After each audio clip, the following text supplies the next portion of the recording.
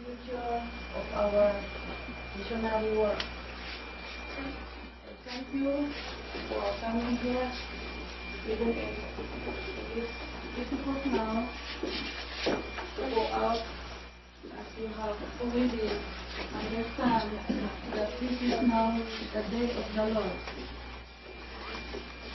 It is almost a year that Father declared 2005 is the day of the Lord.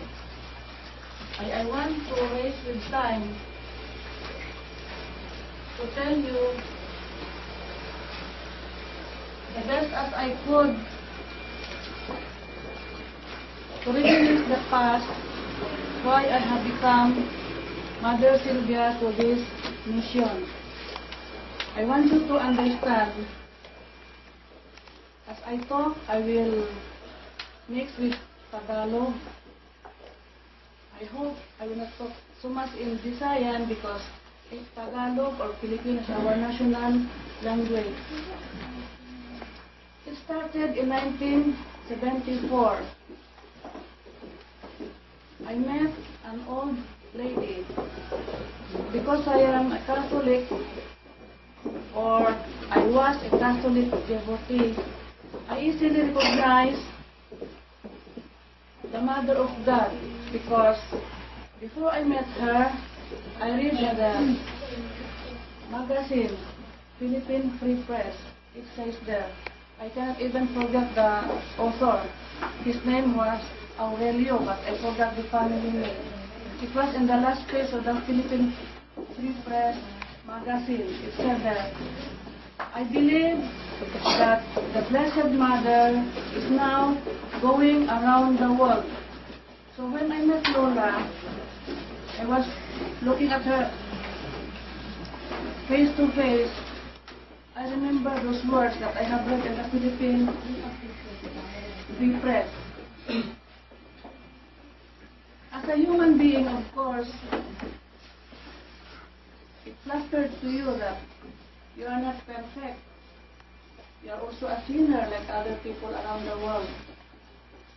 I'm not a saint. So, looking at her in front,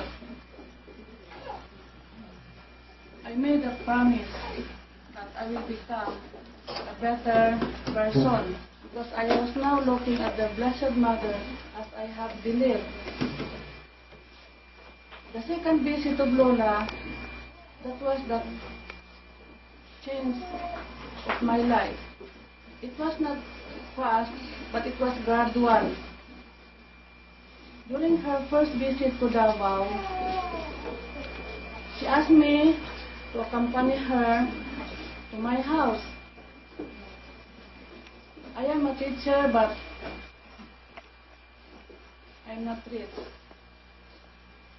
You know, if you are rich, people so easily come to you.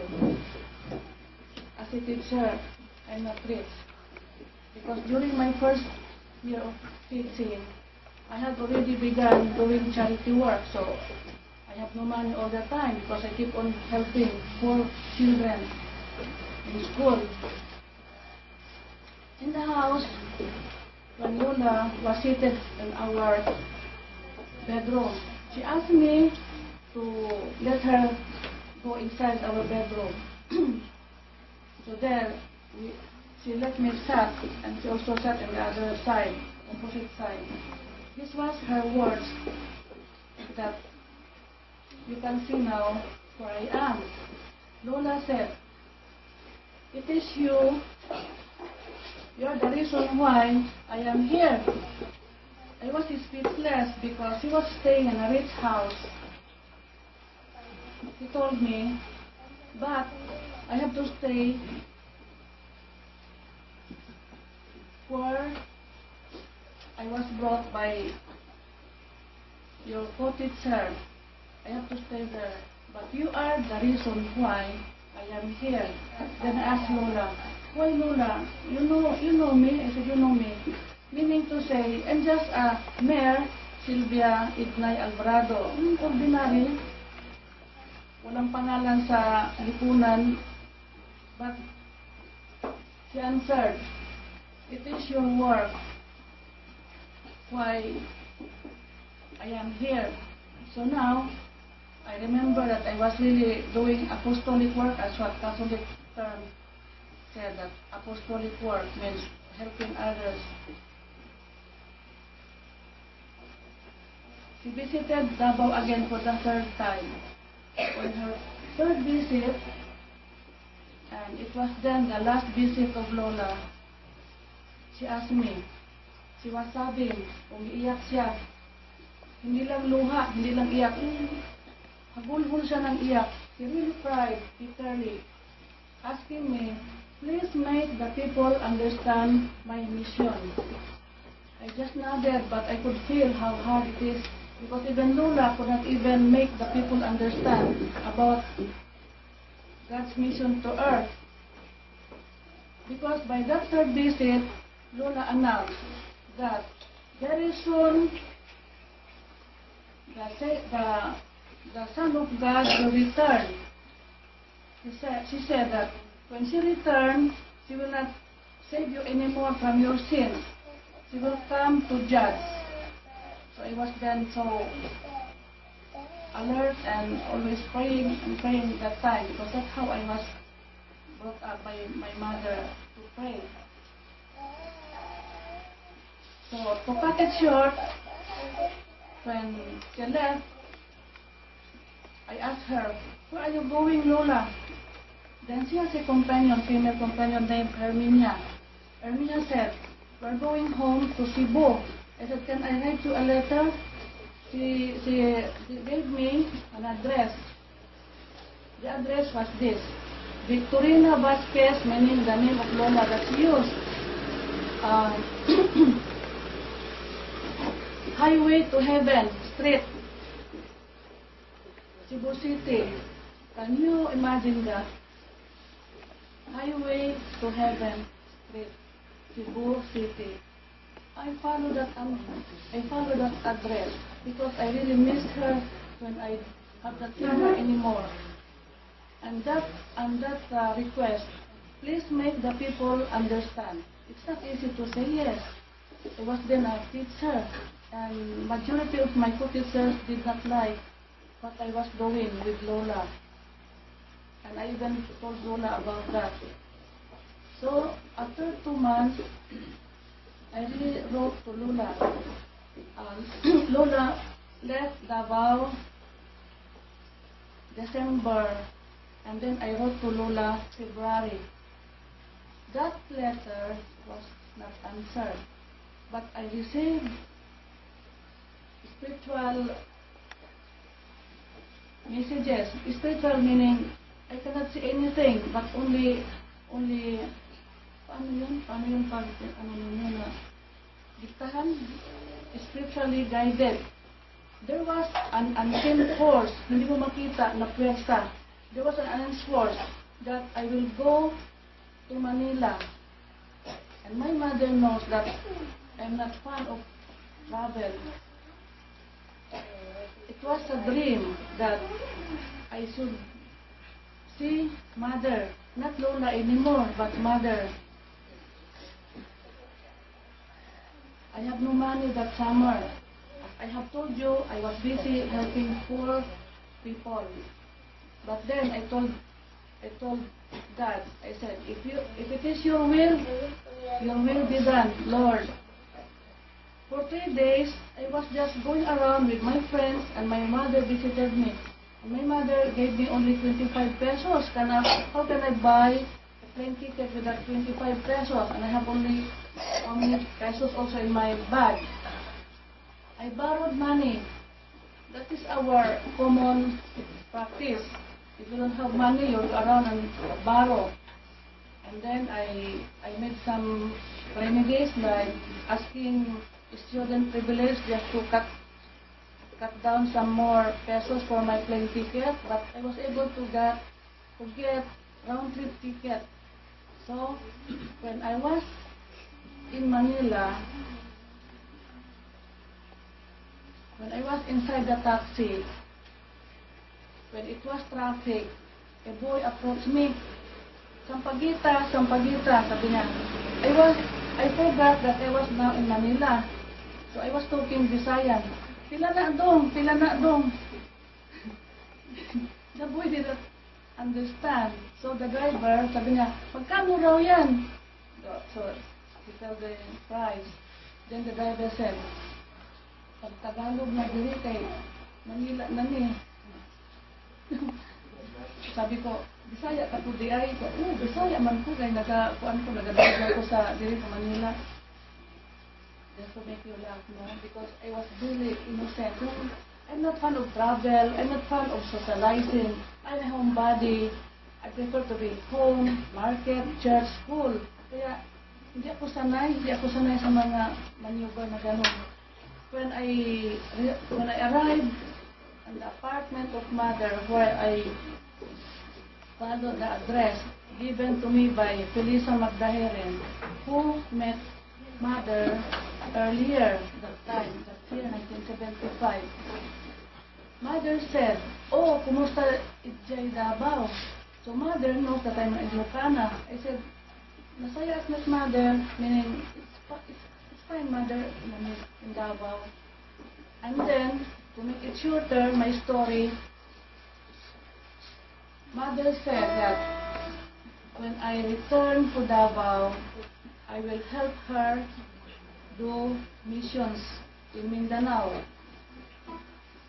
That was my first meeting with mother. That was May 25, 1975. She asked me to help her do missions in Davao. So, when I came back to Davao, I filed an indefinite leave to stop teaching. But I know from my heart that I will not go back to school to teach anymore. I could sense it. On my second visit, August 1975, mother told me, "I have a go signal from the father to go to Mindanao for a mission, and you are our guide." So I was happy because mother would come to Davao. And then sabi niya, "Promise lang yung Mindanao, di ba?" Sabi ko, "Yes, mother, it's promise lang."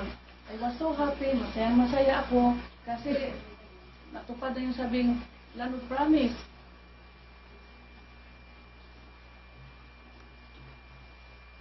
With that meeting of Lola and mother, the second time, that was the time that as me as the guide, not only mother came to Davao but also Joseph. And this is now the most important part of my story.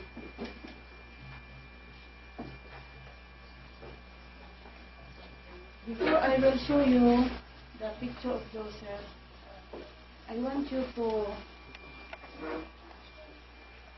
include this in the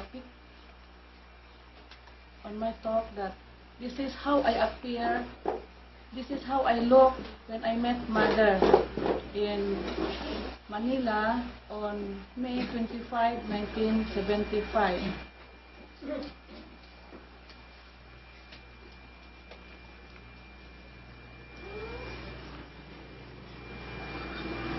His Majesty has changed my whole life. Mother's words was this: "If I go far, very, very far, you replace me as mother." I answered, "Hindi ako bagay dyan, mother." No. Kakailangan mo rin yung pangalan na yan. Mother Sylvia ka na rin. Might be because of Joseph. Joseph refused to go back to Manila because of that wanted, very much cherished wish niya na she will have a motorcycle. I don't like to tell you more about how I got the motorcycle. It is just a good lesson for all of us. Is it not that God gives us blessings? Diba? Saan ang galing ating grasya? Sa Ginoo. But why, when the Son of God or Mother kept on talking about Joseph wants a motorcycle, Sylvia, why until now you cannot give him a motorcycle? Mother, no, I am penniless all the time because of my charity. I cannot stop helping people, even now. I cannot buy him a motorcycle of his choice right away. I have to go around looking for help or borrow again money just to fulfill my promise that there's really a motorcycle here in Manila, in Davao, not only in Manila. For sure, the possession of motorcycle of Joseph was just a test of us. Walang nagbigay kahit piso para lang mapaligaya natin ang anak ng Diyos. If we believe that Joseph is Jesus to His second coming to earth. But I was then so innocent what was going on. So, for the meantime,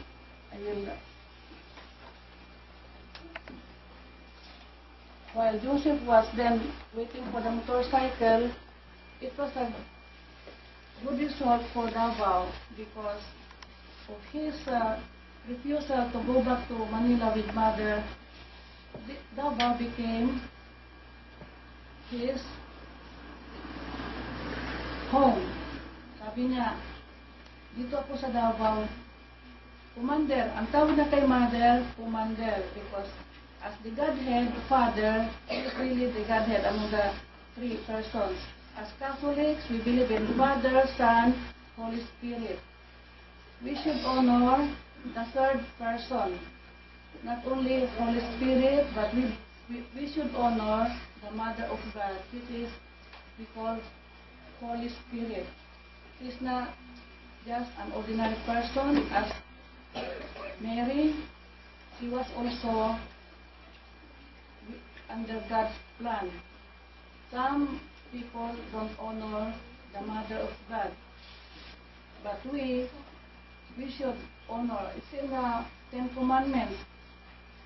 Honor your father and your mother. I'm so sad why other groups don't honor Blessed Mother or the Mother of God.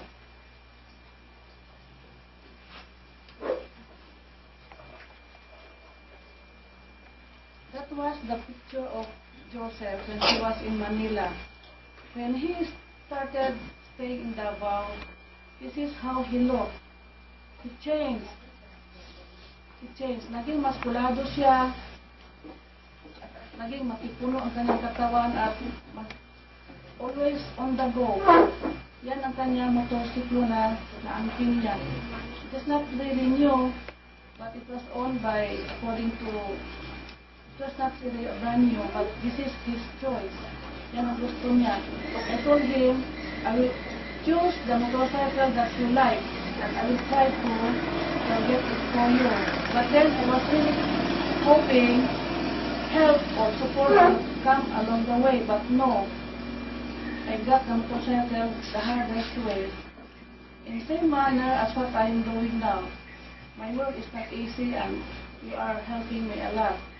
Just to fulfill everything what is planned under the divine plan of God.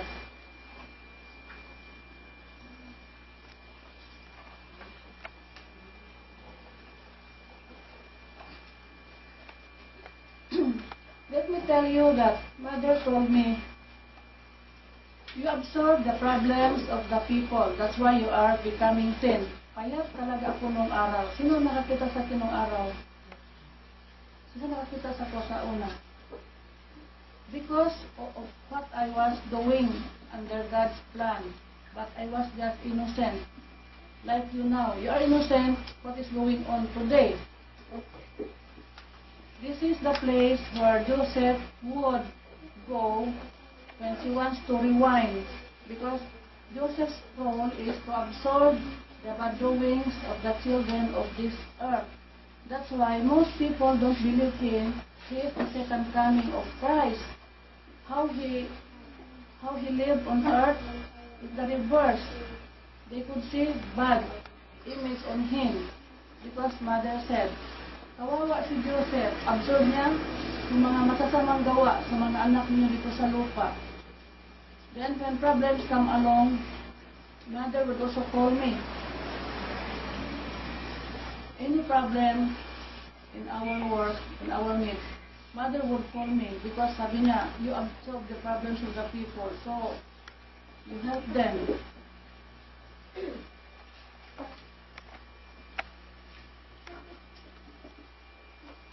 I want you to see the penmanship of Joseph. These pictures will be going around later. Look at the penmanship of Joseph. I want you to see. This is how he wrote. Also the penmanship of mother later. I want you to see also.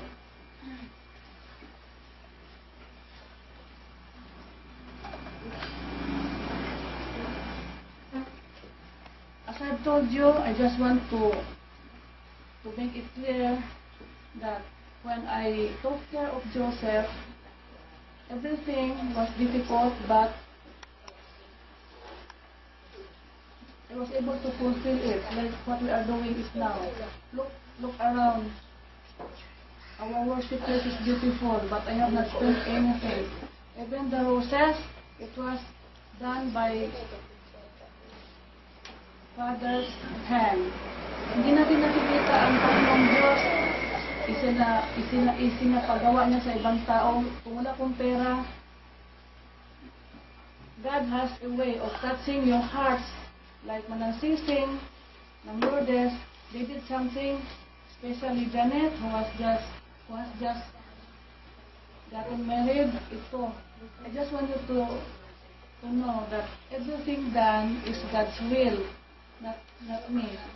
Ako, sunod-sunuran lang sa utos niya o sa kanyang kalooban. Like you, sumusunod ka sa God. This has done, not my will, but your will be done, Lord. Ganun tayo dito. This is how I looked when I was taking care of Joseph. I was really thin, the same long hair, still black, still brownish hair. Now my hair mixed with gray hair. Then when he passed away like Jesus was nailed on the cross. So of course he died physically. But mother said, Joseph is not dead. He is alive. When he passed away physically, when he was lying on the coffin, mother announced, he is the second coming of Christ. He is your king. So call him not only Joseph, but His Majesty, Jesus Joseph. What I'm telling you now, those who are innocent, I'm not expecting you to believe right away. It will take time for you to think, and what you are hearing now from me is with evidences. I have proofs, I have diaries, I have pictures, to support what I'm telling you now is what have happened in the past, 1975.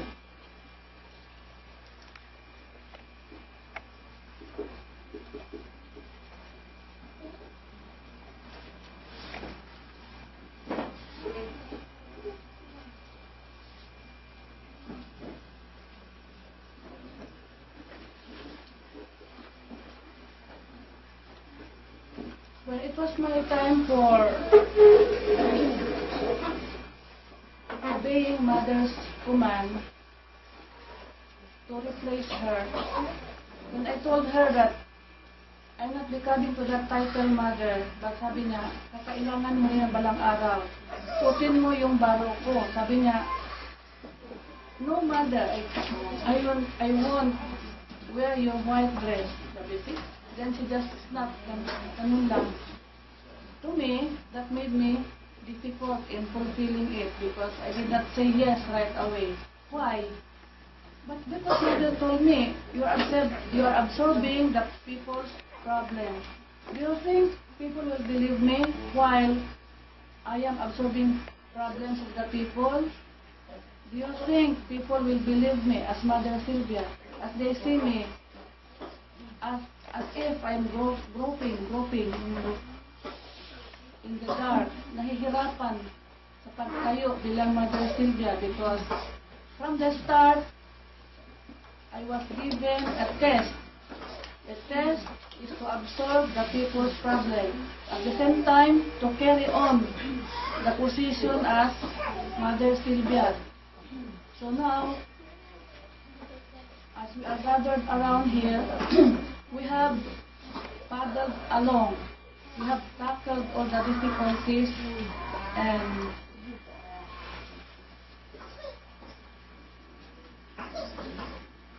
I want to read some names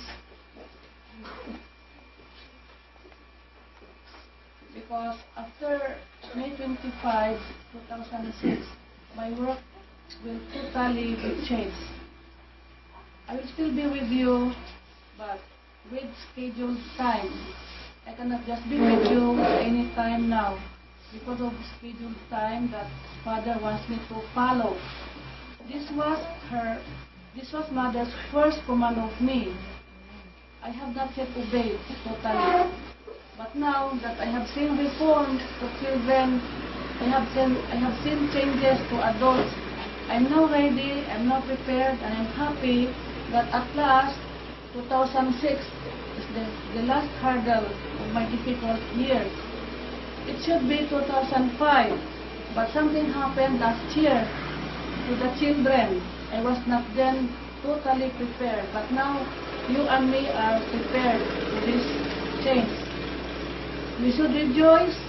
Kailangan masaya tayo. Nakapasa tayo sa pagsubok ni Ama sa ating pagmisyon. Sino ba sa atin ang gustong maglingkod sa Diyos?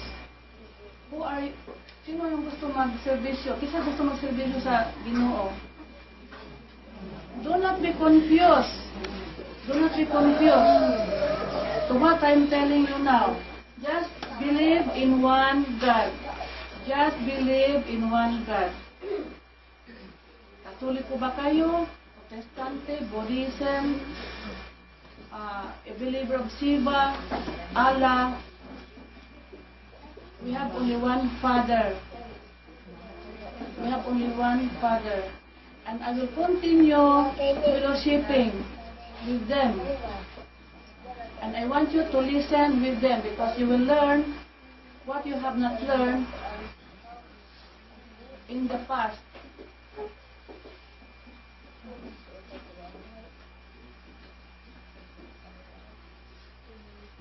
Nakasabot mo na doon ay kalainan sa atong trabaho karon.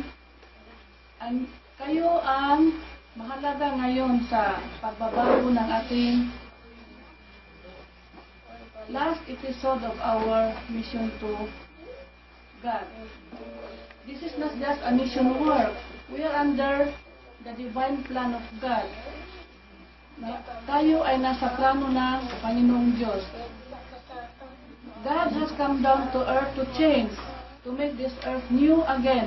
Kaya ang sabi ng iba, Philippines is now the new Israel.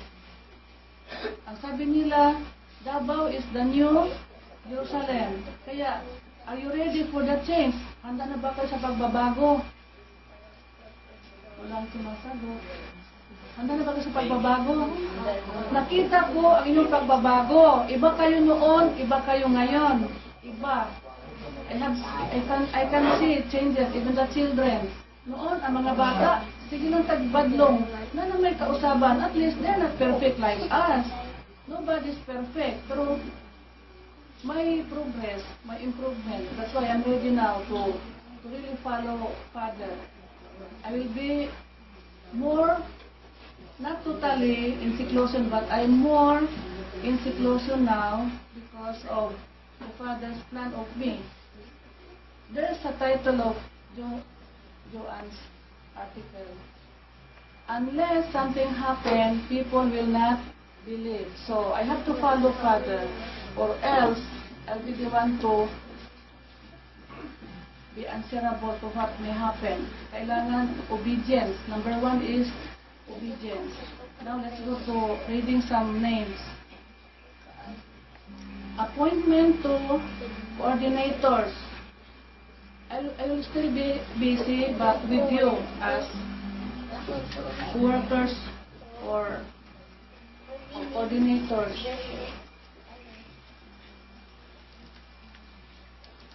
Outside mission house, the Father, even if Bitang is really doing her role or job, the Father has to let me announce her name. Outside mission house, Roberta Bitang Villapaz. She'll continue doing her missions. There are some people do missions in God's name or Mother's name, but not Bitang. But I have to tell you, please help me make the people stop going around healing, ask money, and mention the name of mission house or Mama Sil. Hindi pwede yan. If people give you money, no mention of mission house, no mention of Mama Sil. It should be voluntary given if you continue healing outside. I don't like what is happening some of the people, and I'm thankful that I will not mention names. I'm thankful that she asked forgiveness. I have to announce this para it's clear. Mission House or Mama Sil or Mother Sylvia is not really making money outside just to heal. I receive donations freely given. Some of my friends I really ask if I need money very badly in my work, but I do not go around making money.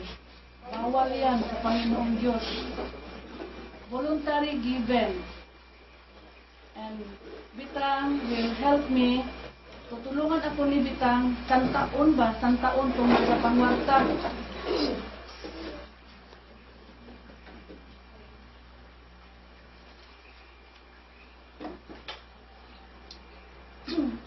For the school, the Father, again, would like to let Leo and Priscilla Verde Prado take care of the school administration with the two teachers, Miss Hala and Miss Boholano. Mission family representative. We are a mission family, but in my heart, because Mother told me, without reservation, we are called by Father God's family. But I was the one who changed it to mission family. Kasi, kung sabihin natin, God's family kami, pagkatapos, paglungon man ta. Kung minsan, ang mga tao naman ayaw sa atin. They don't believe us. So, mas better na lang, our name is mission family. But in my heart, as Mother told me, we are God's family. In time of Lola, 1974, Lola told me, sa Bisaya, sabi niya, Inday, sama kita sa pamilya. Because I believe Lola, as the Blessed Mother, ang sinabi niya na, sama kita sa usa ka pamilya, we are a family of God. For the adults, Father chose Lourdes Ibanez to coordinate with me. I will not always be talking to you now. I will pass it through Lourdes. For the school, it will be Leo and Priscilla. Why Father is giving importance to the school? Because we are helping poor people, particularly the poor children, how to read and write. 3 hours. If they cannot go to grade 1, basta marunong na sila magbasa, magsulat. Because as I have said, time is changing. Mother said, ibabalik ko ito sa nakaraan, going back to the basics. I will make this world go back to the basics.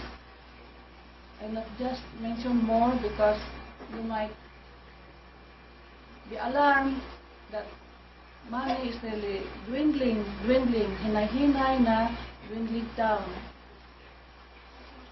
But to mother, according to her, kung meron kayong mother, you have nothing to fear. For the young missionaries, Father chose Adelina Manalo. Why Adelina? She was one of the pioneers. Isa siya sa mga YMO in the 80s, 1980, when I started my missionary work.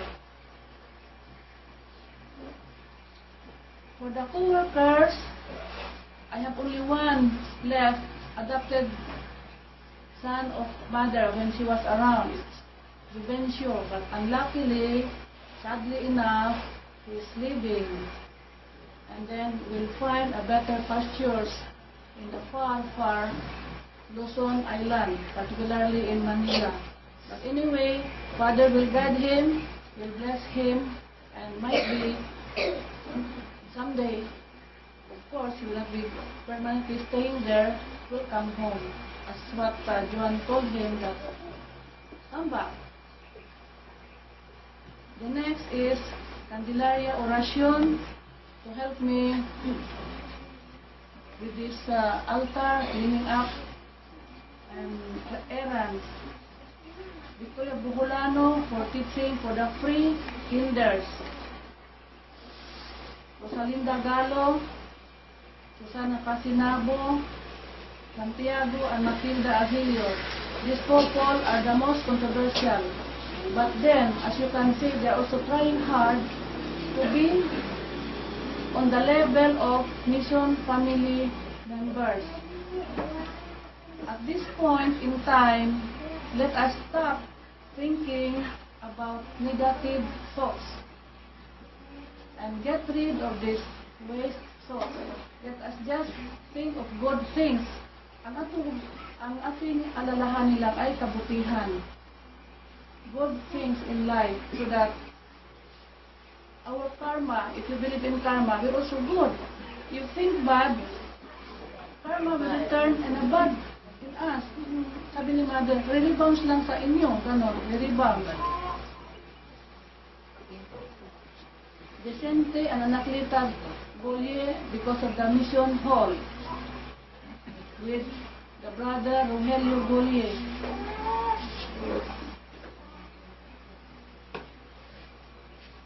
Julius had a special part in my work, but then he's again leaving with Joby tomorrow, so let us just wait and see for the future.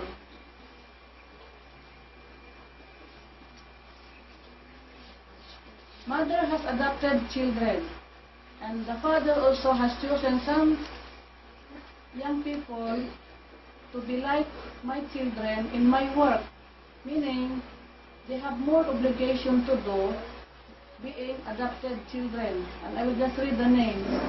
Chosen adopted children under MS. 1980s, Father chose Adelina Manalo Rudas. Let us clap our hands.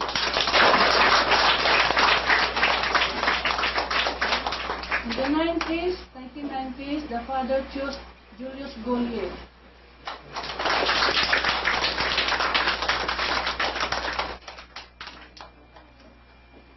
Now this is millennium times. The year 2000 has passed. The year 2000 has passed. I took a brief rest for straight 40 days. 40 days because I wasn't able to obey everything the Father has commanded me to do. So I voluntarily stayed in the shrine straight 40 days without accepting any visits, without going out and visit the mission house, just to rest with time and make peace with God because everything is not yet fulfilled in my work. In the millennium year, this is not the millennium, the Father has chosen to become like my adopted children. Victoria Bugulano, April Ormelia, and so I will include Angelo.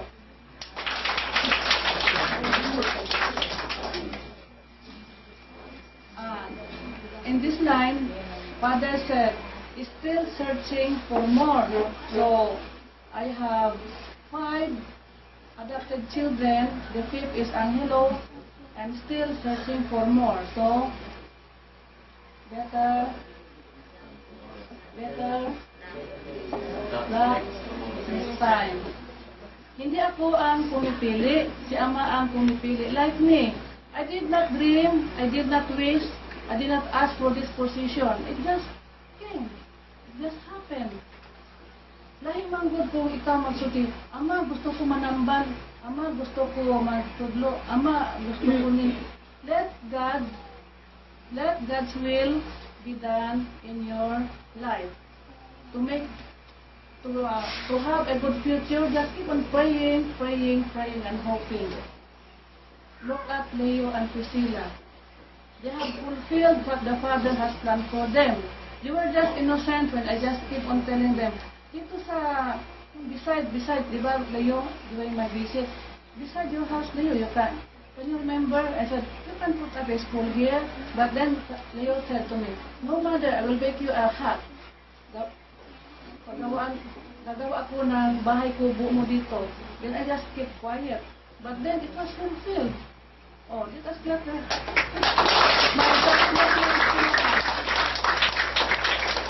And Father will help them improve. It will improve later.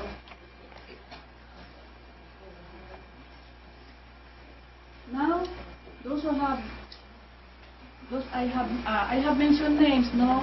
Then it is said, call one by one to give short talk. A way of your acceptance to your appointment. This is not just this is an appointment. But before I will call them, I want to say thank you to Nana. Without Nana, I'm not here. Because Nana really had a difficult time. She has a difficult time giving me birth. Oh, she has a difficult time giving me birth, and I have also a difficult time fulfilling God's plan. Why? If you have no money, how can you pursue? How can you move on? You are here to help me. If you are willing, magkasama tayo sa trabaho. If you are not willing, hindi tayo magkasama sa trabaho bukas. Kasi iba ngayon. This is the end of my first episode. And the last episode is long way to go yet. Because we are still young. Kunti pang aking puti na buhok. It is like when I was given life in this world. Nahirapan ang nanay ko pag-anak sa akin. Pagtupad ko sa plano ng Ama, mahirap din. Kasi hindi pera ang pinag-uusapan dito. What we are talking about is love. Love for service of God. Ang ating formula dito is love. Love for God. Kahit na wala tayong pera, sige. Si Ninong Ben, sige lang. Kahit na walang pera si Ninong Ben, tingnan mo ang mission house. Na-fulfill. Father, touch the hearts of those who have money, send them to me, and Ninong Ben, purchase all the materials needed. Now that is now the school that is also important in this time. The Father is expecting Leo and Priscilla to shoulder their duties as administrators, not me anymore. So now, Oming understands now why I should not be attending functions of the school. Iba ang trabaho ko, Oming. It is spiritual.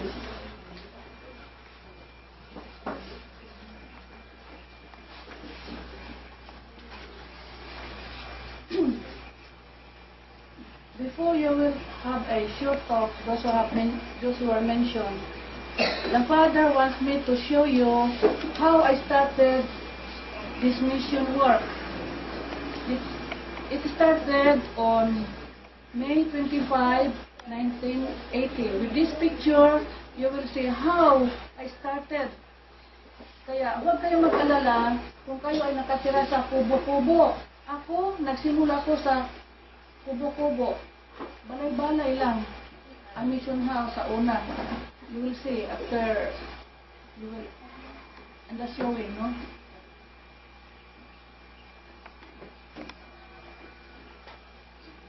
While I was waiting for more work, the Father asked me to write something before the coronation of the Philippines. The Father crowned the Philippines in 1980.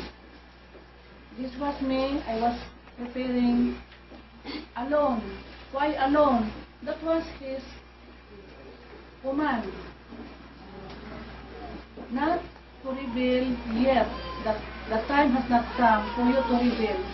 Now, today is the time that I should reveal everything, and I'm trying really to recall everything that is done, and what is past according to Father, and tomorrow is another day.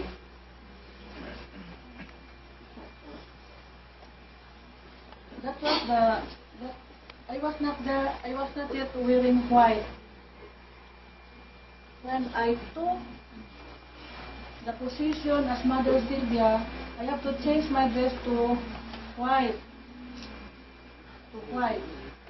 Kaya sabi ni Mother Sylvia ka na rin. Wala kang apelyido. Babawiin na kita sa pamilya mo. That's why my family now is the mission family. Nana is my companion in the service of God or the Father. Let us just emphasize the word now, Father, because Joseph has moved to the position of the Father, as God is only one. So that you will not be confused as the Son, the Holy Spirit, Father is what everybody address God. Father, ibang mga religion always Father. So let us just follow what is in the plan of God, because this is now the day of the Lord. Lola told me, make the people understand. That's why, with the help of Josephine, John Edades, there are books, and this is the start of the people to seek the truth. They read books in 1980, and the Father told me in 1988, I am waiting for the writer to write about Davao Mission. It's not you to write. You're the one moving around. There should be somebody. During Lola's time, she has a female companion named Herminia. Herminia, sabi niya sa akin, Sister, bigyan mo ako ng 100 na sunkist. Sa loob-loob po, ang dami naman 100. Ganun. Kasi wala nga ako pera palagi. Sabi niya, yes, sabi ko, yes. Dalhin mo, ipadala mo sa LBC, sa Cebu. Just follow the address. Highway to Heaven, Cebu City. Oh, can you imagine that? Saan yun? When I asked Mother, did you receive the sunkist? Yes. I give it to my little Josephine. Look at Josephine. She's big in my world. Josephine Juan Edades.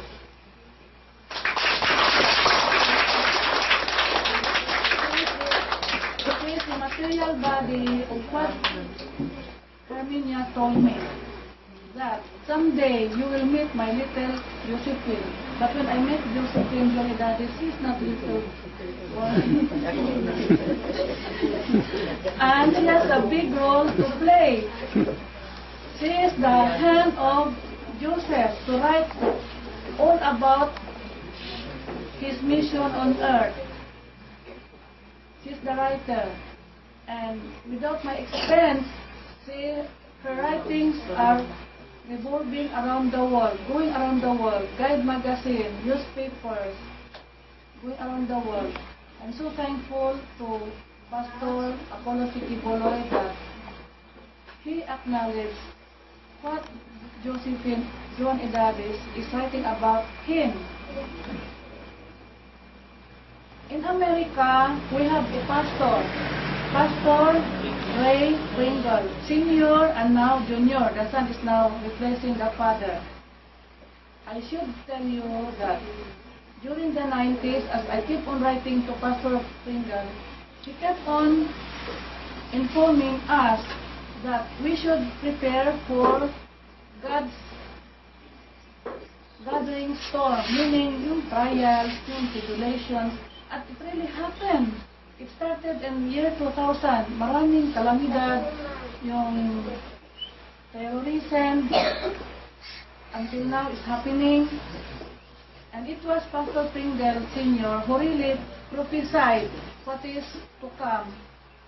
And at the end of the century, 20th century, he prophesied. And now we have Pastor Apollo Sikiboloy announcing to the whole world about the plan of God here in the Philippines. And he has all the means, and the Father has blessed him to fulfill his plan for him. And we cannot contradict that he is in the position of a king. Ang position ni Pastor Sikiboloy ngayon ay bilang hari, because what is the position of Joseph now? Being the king. Mother said, when Joseph will rule the world, he is your king. And Pastor Sikiboloy is his audible voice. Why? Because Joseph is now in spirit form. He is with the Father in heaven. And some don't believe that God is everywhere. Do you believe that God is everywhere? I believe God is everywhere. On September 5, 1980, because I have already changed, as Mother Sylvia, the Father crowned the Philippines, not physically but spiritually. But I have a backdraft during the program to serve as souvenir or remembrance.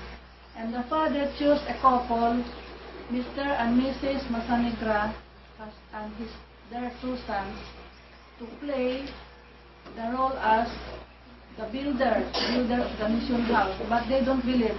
Ngayon lang nila alam na sila ang pinili ni Ama, na sila ang maggagawa sa mission house with the help of the generous donors and the manpower of the young men during 1985 until 1990.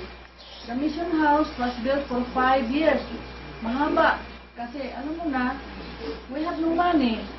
We do our missions out of love, not out of money, not out from our pocket, but out of love to serve God. Merong mga paraan na matupad.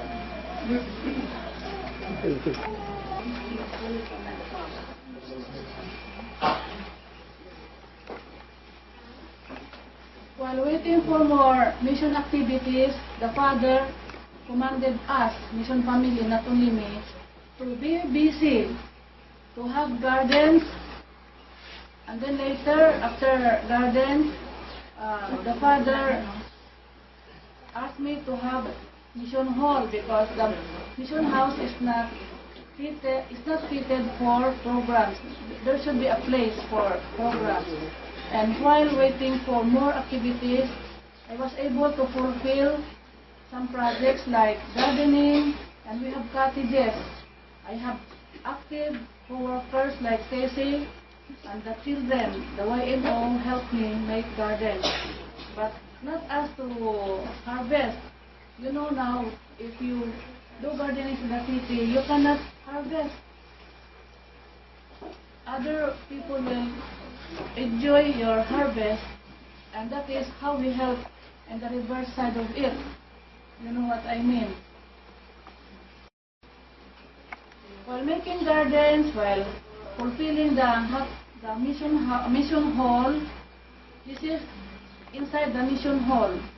I gather street children from Lingap, Center and Paginhawaan Center combined with the Children of Mission House. It is our way of getting busy while waiting for more service under God's plan. This is a part of our charity work. Here is a picture wherein the Lingap boys, the Paginhawaan boys with our Children of Mission House play together one occasion. Not inside the mission house, but we have no big space in mission house. It is in front of mission house, as you can see in the picture.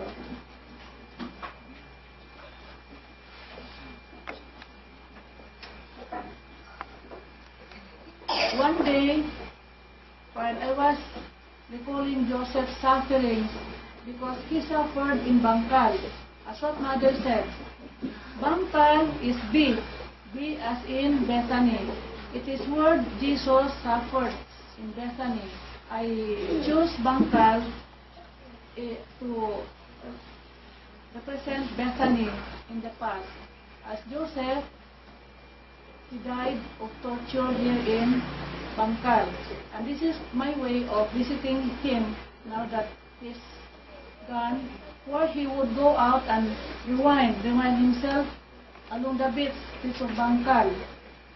Before, noon, tapos siyang mag-absorb ng mga masamang gawa ng mga bata dito sa Bangkal, the community of Bangkal, he would go to Bangkal Beach.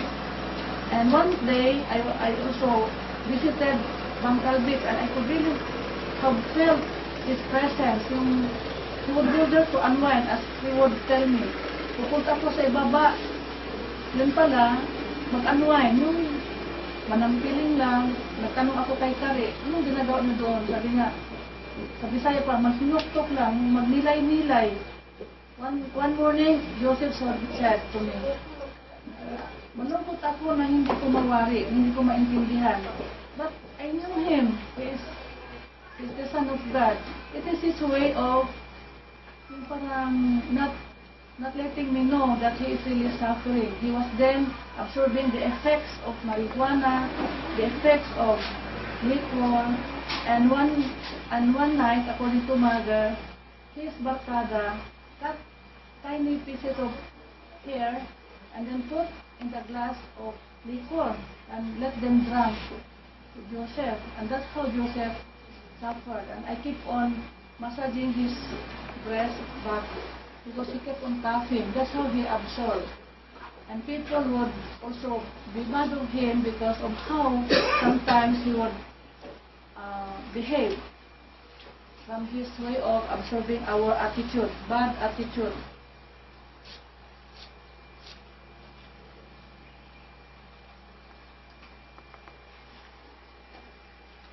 This is the last picture that I want you to show.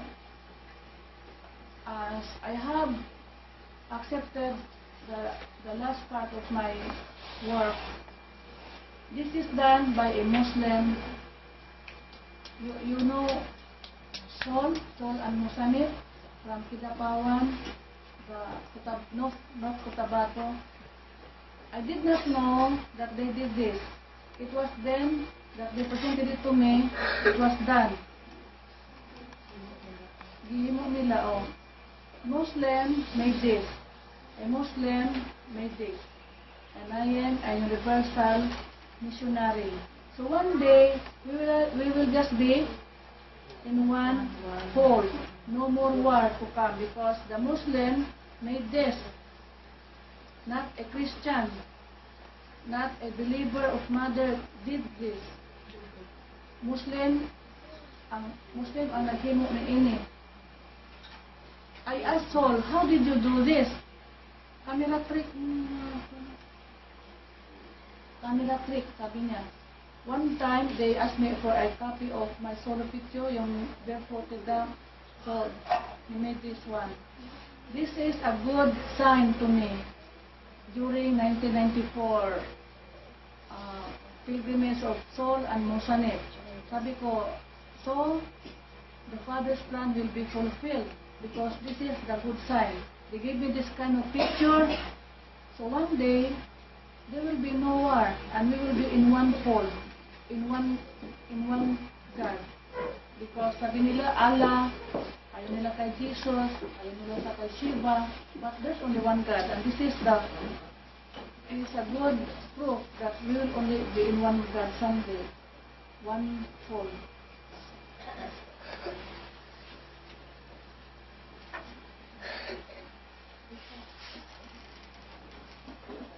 Before I will continue, let us just matuloy.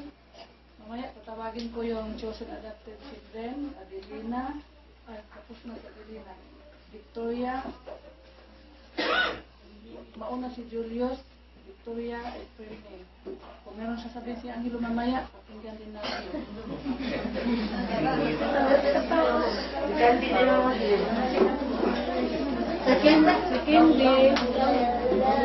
Secondly, replacement yan ni Dali.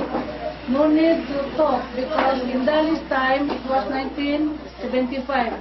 Inugtungan lang ni hindi yung panahon ni Dali. Ano siya ang substitute. Isa di kapoy na. Pagagayon ta? Wala pa yung luto. Wala pa nasugod.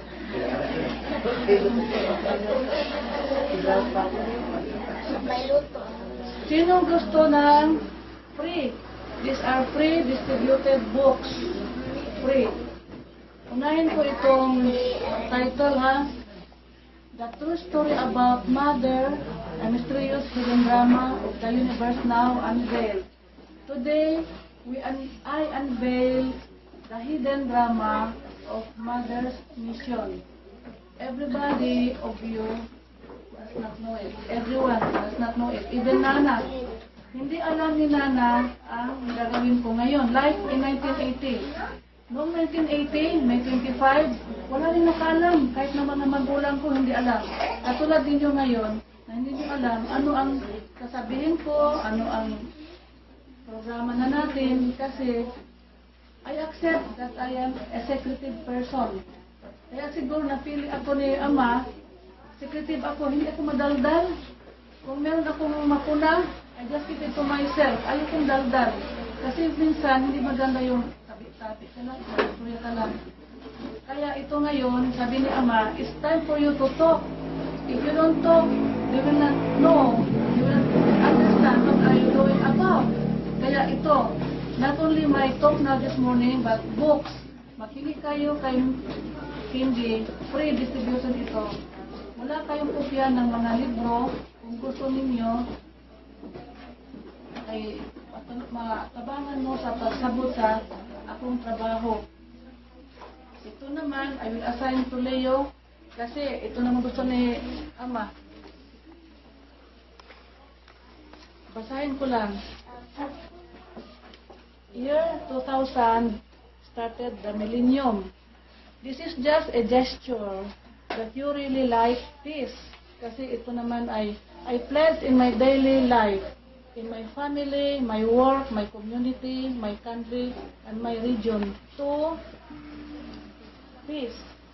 Ito, gesture lang. If you want peace, mag-sign kayo dito, wala namang, hindi man muhadlok, kagaya kay Roger. Ayaw ni Roger magsiging firma, bati daw sa mapriso. Yan, biro lang yan ha. If you sign this, peace pack ito, no? Peace pack. Gesture lang ba? Gesture lang. Ilagay dito sa altar, our way of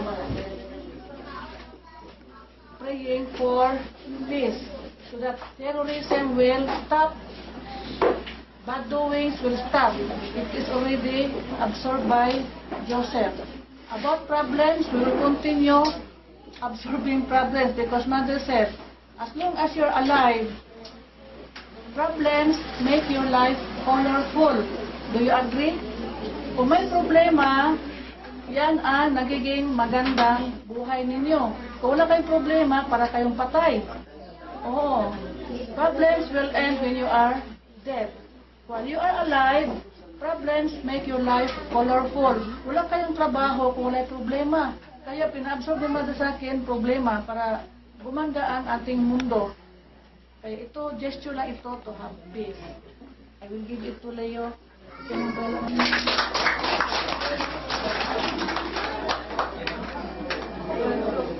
Ngayon, Danyo.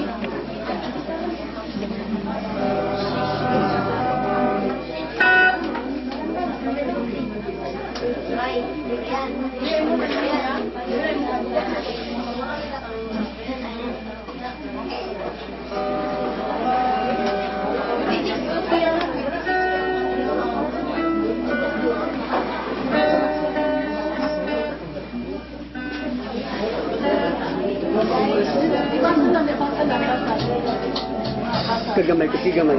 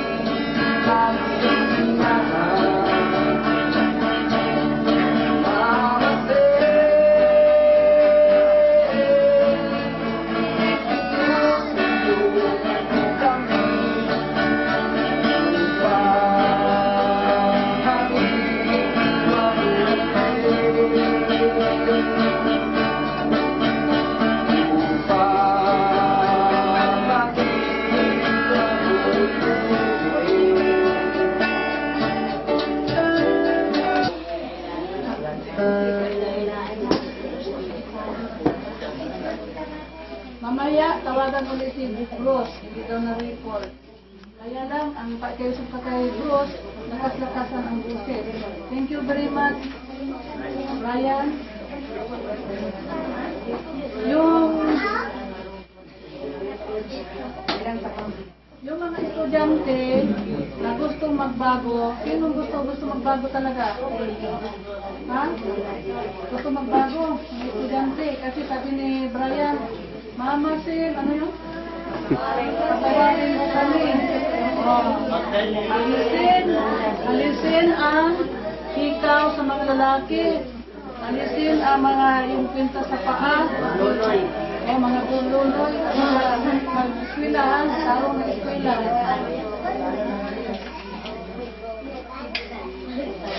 Si Jesus, nagsabi siya, kung kayo ay magbabago, kahit na maitim ang inyong budhi, ay may kapatawaran.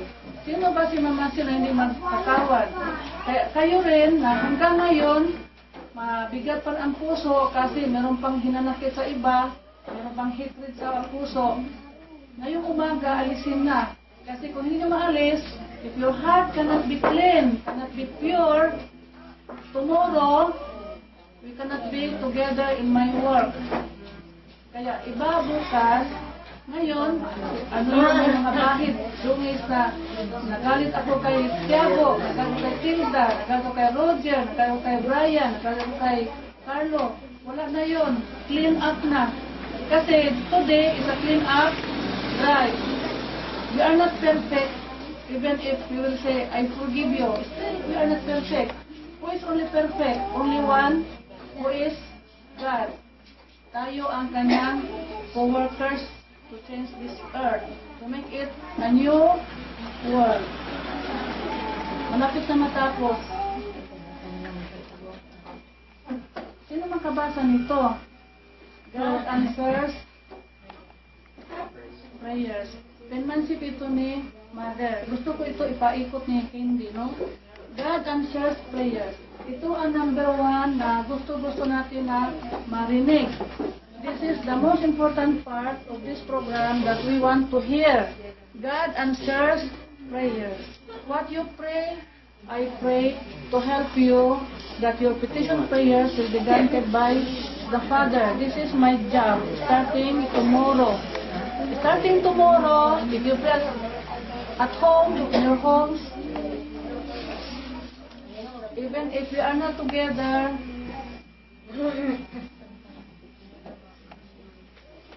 with your prayers, I have my own way of communicating God. I will help you. This is my role starting tomorrow. Because I keep on praying that this world will become paradise again. Hindi maging pobre ang mundo, kundi paradise. Ano ibig sabihin ng paradise? Paraiso na nandyan lahat-lahat. Do not think only of money. Hindi naman money talaga ang makapagpaligaya sa atin. Ang makapagpaligaya sa atin ay number 1 is love one another. Kaya yung sa bahay niya ni Leo, nasa John, ano yun, nabasa ko yung God, if you love one another, God dwells in us, and it will be imperfect. Oo, yan. Number 1, love. Huwag natin isipin number 1 ang money. What we will think first is love. To love one another, put God first, and then love another, and then God will dwell in us. Walang imposible. Kahit na magpunta si Joby, si Julie sa abroad, basta may pagmamahal sa kapwa-tao, kagaya sa sinabi ni Joseph, kahit na wala kang pera, pag mabuti ka sa iyong kapwa-tao, mabubuhay ka rin. Yan ang ating tandaan. Importante yung penmanship ni Mother.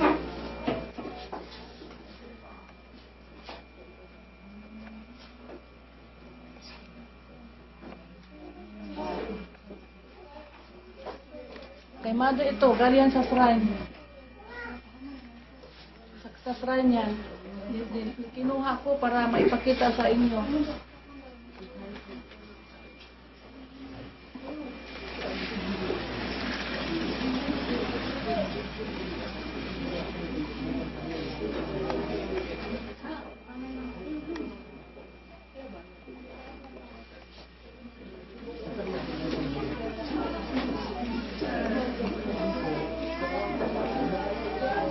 Lord, make me. Ito ang dapat na prayer natin ngayon. No? Oh, Lord, make me to be what you want me to be. And help me to do what you want me to do to glorify you. I-shortcut natin, no? I-shortcut natin. Father, not my will, but your will be done in my life. Oh. Ito, meron akong itanong. Huwag kayong magsinungaling, ha? Ayaw lang ko ninyo atik-atikon. Meron lang akong itanong. Kasi, kay Mother ito na salita. Sabi niya sa akin, pag mag-mission ako sa malayo, Sylvia, ikaw ang papalit sa akin. Ngayon, do not lie. Tell the truth. Totoo ba? Totoo ba na meron kaming kahawig? Totoo ba na meron kaming kahawig? It's hard for me to accept because she is God. Buhay na Diyos si Mother. Kaya lang, sabi niya sa akin, kung mag-mission ako sa malayo, ikaw ang kapalit ko na Mother. Tingnan mo yung larawan ko sa 16, kamukha mo. Kaya, pagdating ng araw, ang tawag ng tao sa iyo ay Mother Sylvia. Ngayon ko lang ito, nagtanong ako sa inyo dahil it's hard for me to accept. Although, I'm willing to serve God with all my heart. It's hard for me to accept because at the start, at the very beginning of my work, until now, most of the people cannot accept Mother Sylvia. Very few believe what Mother have told me. Only those who have heard Mother say. Ngayon, itong mga bata, kamukha ko ba si Mother sa 16? Kahit na matanda na ako? May kahawig pa rin? Ibaliktad natin ang edad na ko, no? I'll be 61 sa June 29. Baliktad natin. Ilan ang taon ni Mama Sil? 16. Ito si Mother sa 16. Kaya lang, matanda na siya ngayon sa physical. Kay Mother ito na mukha sa 16, kung magpakita siya na bata siya.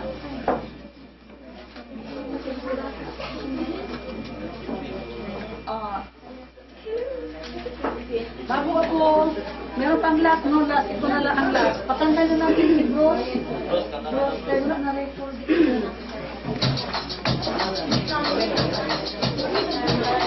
Yung may last.